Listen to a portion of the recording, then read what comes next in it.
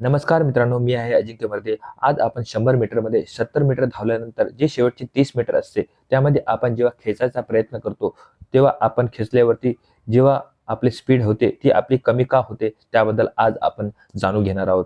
तर मित्रांनो, जेव्हा आपण 100 मीटर रनिंग स्टार्ट करतो, तेव्हा 30 मीटर नंतर आपल्या शरीराची मॅक्सिमम स्पीड आपण आपल्या शरीराला देत असतो. तेव्हा 30 मीटर नंतर 70 मीटरपर्यंत आपल्या शरीराची ही मॅक्सिमम स्पीड आपली झालेली असते.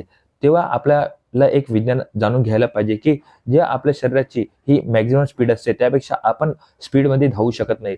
तर 100 मीटरमध्ये तोच पुढे जातो, तो आपल्या स्पीडला मेंटेन करतो. म्हणजे तुम्हाला 70 मीटर झाल्यानंतर न खेचता तुमची ती स्पीड आहे, मॅक्सिमम स्पीड आहे, ती मेंटेन करता आली पाहिजे, ना की आपल्याला खेचता आलं पाहिजे.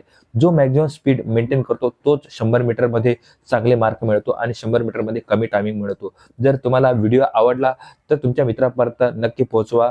जय हिंद. भेटूया अशाच टिप्ससाठी पुढच्या व्हिडिओमध्ये.